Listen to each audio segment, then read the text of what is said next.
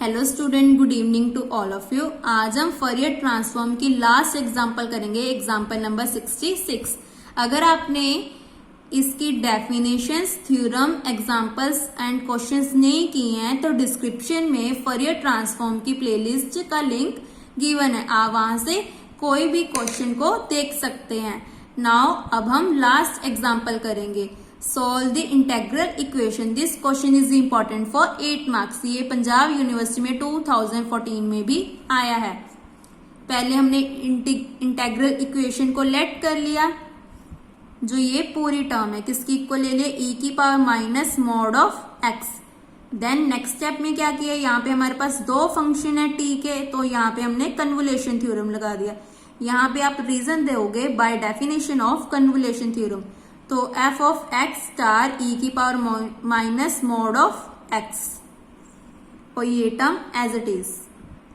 यहाँ पे आपने हमेशा ध्यान रखना है कि हमने माइनस मॉड ऑफ x लिखना है। कई बार स्टूडेंट्स क्या करते हैं ना, साथ में माइनस g भी लिख देते हैं, इसके साथ आपका पूरा क्वेश्चन रॉन्ग हो जाएगा, तो इसको स्टेप को आपने ध्यान रखना है। इसकी वैल्यू हमने अभी फाइंड की है, तो किसकी इक्वल थी 2/1 प्लस एस स्क्वायर। ये देखो एग्जाम्पल नंबर 65 ने हमने वैल्यू को फाइंड किया था, एफ ऑफ ई की power minus mod of T किसकी इक्वल आया था 2/1 प्लस एस स्क्वायर। तो यहाँ पे आपने थ्योरम एग्जाम्पल नंबर 66 में ये पार्ट प्रूव करके दिखाना है। नाउ इससे पहले हमने एक और स्टेप करना है। यहां पे पहले हमने फॉरियर ट्रांसफॉर्म को आप लिखोगे applying Fourier transform on both side we get, यहां पे क्या आ जाएगा f of t plus 4 f of x star f of e की power minus mod of x is equal to f of e की power minus mod of x.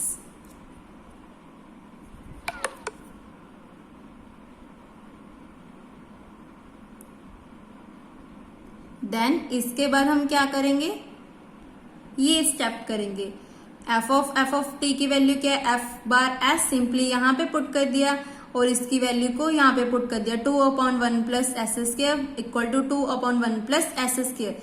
इसको आपने यहाँ पे प्रूव करके दिखाना है, एज इट इज नहीं लिखना है, नहीं तो आपके मार्क्स कट जाएंगे। नाउ यहाँ से जो टर्म कॉमन आ रही है इसको कॉमन निकाल दिया, सिंपल एलसीएम ले लिया, तो हमारे पास सॉल्व करके क्या आ गया, f bar s is equal to 2/9 plus s square. Then उसके बाद हम क्या किया, फॉरियर इनवर्स ट्रांसफॉर्म को यूज कर लिया, तो हमारे पास क्या आ गया, दोनों पास से इनवर्स लगा दिया, f inverse f bar s is equal to f inverse 2/9 plus s square. Next step में क्या किया, इस स्टेप को आपने काट देना है, इसकी जरूरत नहीं है। तो इसका फॉर्मूला क्या होता है हमारे पास,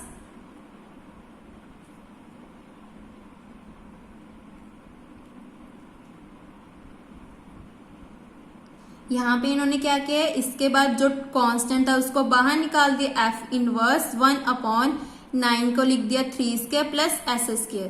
देन उसके बाद हमने क्या किया, इस फॉर्मूले को यूज कर लिया।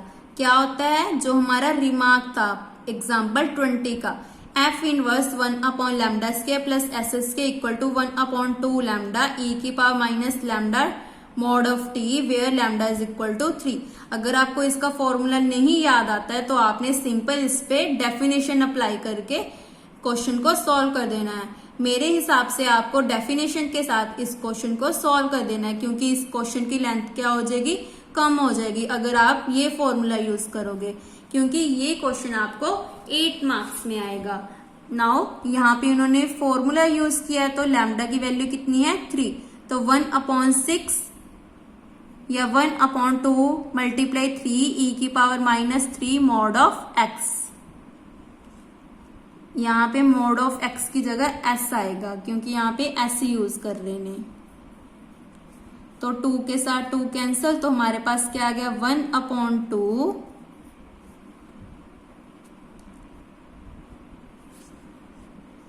1/3 e की पावर -3 मॉड ऑफ s किसके इक्वल था, f ऑफ x के, या आप लिख सकते हो f बार s के। यहाँ पे ये भी काट दो, यहाँ पे क्या लिखेंगे f बार s।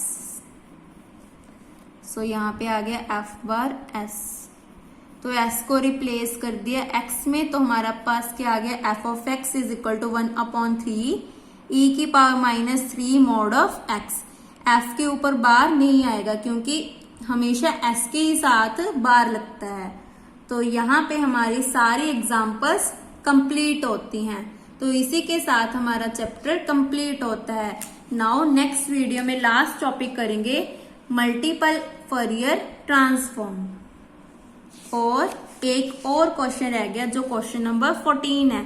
तो इसके साथ आपका फॉरियर ट्रांसफॉर्म का चैप्टर कंप्लीट होता है। अगर आपको किसी भी क्वेश्चन, एग्जाम्पल या थ्योरम में डाउट हो तो आप मुझे कमेंट करके पूछ सकते हैं। Thank you.